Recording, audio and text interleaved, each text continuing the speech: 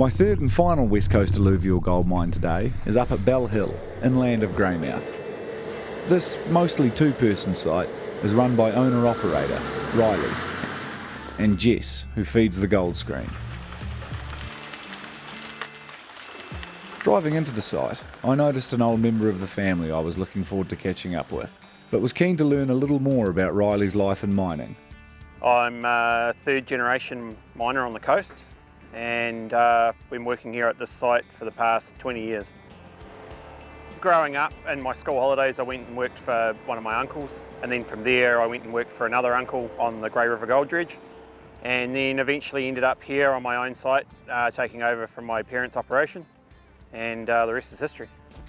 The Grey River Dredge Riley mentioned is an iconic part of mining on the west coast. I started there when I was 16. Basically my first job was sweeping the workshop floor, and then from there I went on to actually working on the dredge. I was one of the youngest to drive the dredge, so yeah, it was an exciting time. Almost as exciting as the Grey River, Riley has also spent time mining in the frozen north of the Americas. I spent a couple of seasons in Canada and the Yukon, learning all about mining over there, so it was an eye-opener. We were digging up things, bones and tusks and stuff that, you know, those animals who were roaming around the earth when New Zealand was still bubbling away in the bottom of the ocean. So it's exciting from a geological point of view. Speaking of ancient relics, I asked Riley for a quick tour of the machines on site. This is our 30-tonne Wrigley. We use that for carting away from the pit face to the plant. That's our main breakout machine, that's our 50-tonner. So that does a bulk of the stripping. The old grader? Vintage. It basically just tidies up the yard. And as if I hadn't planned the whole thing, there she was. And this bit of machinery is actually my old family kit? Yeah, so this is our backup truck. We got it off your family. If for any reason our Wrigley goes down, this thing steps up. So how does its volume go compared to the Wrigley? This will cart around double the Wrigley, I think. Yeah, yep. So why don't you just have this fine piece of machinery running day in, day out if it carts more dirt? It leaks more oil than what money it makes. The land Riley is mining now is owned by him and his wider family, and despite having mining in their blood, it wasn't the original plan. Originally my parents acquired it and they were sheep farmers, so it wasn't until the late 80s when there was like I guess you'd call it a miniature gold rush happened, and they decided to change from being poor farmers to mediocre miners. So. Mining isn't the only thing the family does here, and they're always looking to the future. As we've mined progressively through this land holding, we've restored it back into pasture, and my sister runs the farming side of the family organisation, and we get a secondary income from raising Angus meat off that. So it's another utilisation of the land once we've finished mining it. The family feel at this mine is obvious. Riley's house is just a short trip up the hill. We're only sort of 100, 200 metres away from the house, so it's easy for me to slip home and see the kids if I need to, or it really is quite lucky to be working where you live. Riley offered to show me how he pours his bars of gold.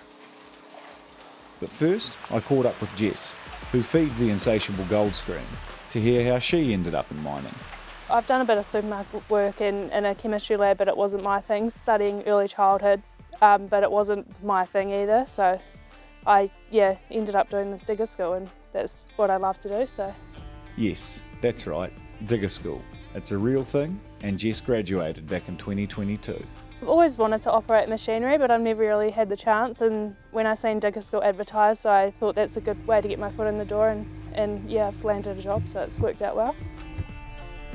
I just love, operating ever since I started it. I like being in the outdoors, and this area is beautiful to work in, so I don't get sick of the views, and yeah, everything about it I just find fun. Along with the scenic vistas, Jess also finds this mine fits in well with having a family. I work from 9 to 3:30 at the moment. Most mines you wouldn't really be able to do those sort of hours. They're very family friendly and flexible too when I need it. Obviously having young kids, a young kid, it's, you need that flexibility.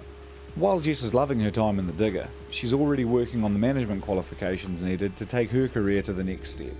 Well, currently I'm working towards my B grade, and then I'll be doing the A grade afterwards. I'd love to manage a mine one day, but I'm just focusing on, getting more education first and more experience.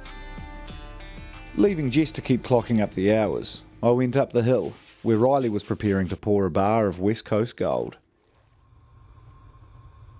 So the gold's actually quite rough. It just doesn't reflect in a shiny fashion. But of course, once it's melted, it's clean. And Having dried the flakes, Riley loaded them into the crucible. You counting the spoonfuls? no, I just see where it comes up to in the cup. After firing up the furnace, it was time to melt the gold.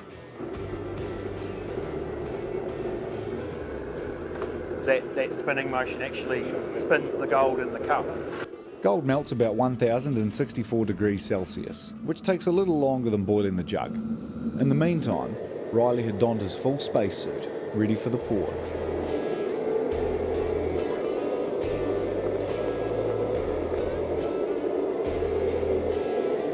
That looks quite hot. It's good on a cold day.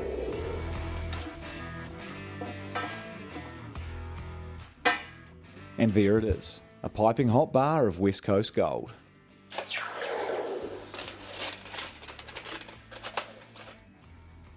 They don't take much to clean up. Try and get it as clean as possible for the buyers.